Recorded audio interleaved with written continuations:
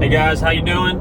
I know it's been a while since I posted a video. Been crazy busy. My kids are on break this week, so we got a little bit out of our routine, getting them to school and whatnot.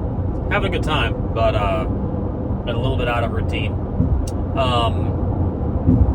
One really cool idea I thought of, excuse me, I didn't think of it. I saw it on social media, and I think I might implement it when my kids are of age. And it was the whole, like, when your kid turns 18, you know, like, do your best to, like, get him out of the house or whatever, as opposed to just letting them, you know, live at home and not have any responsibility for things. I think a good balance in that is when your kid turns 18, and assuming he or she is not going to school, or when they graduate high school if they're already 18, start charging them rent for living at home. And hear me out before you get mad at me. They have it, like, get them out, like, get them in the workforce, get them a job, and start charging them rent for living at home. And take that money, open an investment account for them, and deposit all of it into the investment account. And when they turn 25, assuming they start at the age of 18, or let's go ahead and say 19. When they turn 25, that means you would have put, what is that, 12 times 6, 72? That would be $72,000 of principal of your cash that you've put in. Given that time frame in the market with compounding interest, very realistically, that could be over $100,000 in that account. And what you're doing, you're not charging your kid for living with you. You're getting them used to what life is going to be like. And then when they turn 25, they have a down payment for a house. They have, you know, capital to go out and start a business. And they've been living under the mindset that, okay, if I get paid, you know, $2,000 this month, I don't just have $2,000 to spend.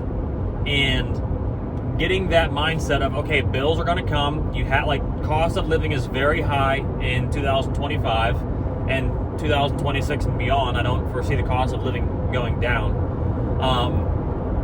I just thought it was a really cool concept. Let me know what you guys think in the comments, or if you guys have any other unique things that you're doing with your families. I would love to hear about it. But one thing I want to do for my kids is lay a foundation and a plan for them to be able to succeed. And my mom did a great job of this with explaining things to me and helping me understand, you know, the value of money and having to save for things. But I want to take it a step farther and put into motion things that they're going to have to experience when they are in their, you know, mid-20s, assuming that's when they really branch off and get out on their own. And that whole concept of teaching your kids doesn't just start when they're like 18 years old. One thing my mom always told me is one of her biggest jobs in life is to teach me how to live even when she's not there. And by that, I don't mean being able to live and not grieve. She meant if she's not in a situation or she's not around, I still have the ability to navigate life. And she was teaching me that, I mean, the first time I remember hearing that would have been when we were living over on Circle Hill Road in North Canton. So I'd have been 10, 11, 12 years old. And, you know, that concept really stuck with me. And, you know, now I'm passing that along to my kids. And what I'm adding on top of that now, when that time comes, my oldest is only 15, but when that time comes, you know, adding this savings structure. And I'm still on the fence on if I want to tell them that I'm going to give them all the money back or not. Obviously, if they watch this video, and I'm pretty sure they will, I guess the cat's out of the bag. But yeah, just wanted to share with you guys that little thought of mine. Now, if you have any thoughts or questions about that, feel free to reach out. And I'll leave you one last thing. As you save money, don't just leave it in the bank. Like, don't just put it into a CD. Like, the rate of inflation far surpasses what the average savings account has in a bank. And even if you have a high yield savings account and you're getting 3, 4, 5%, that is barely keeping pace with the inflation that we've seen of today. I would highly encourage you guys, go find a financial advisor.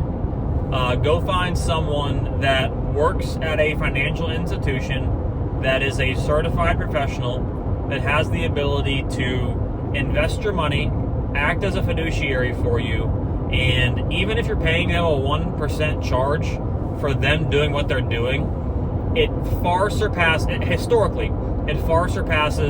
just going with like a Vanguard or just a S&P 500 on Robinhood.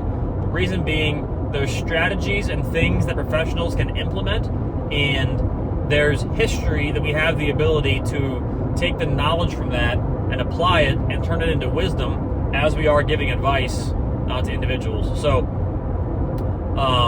hope you guys have a great day. I'm on my way to my daughter's last away volleyball game.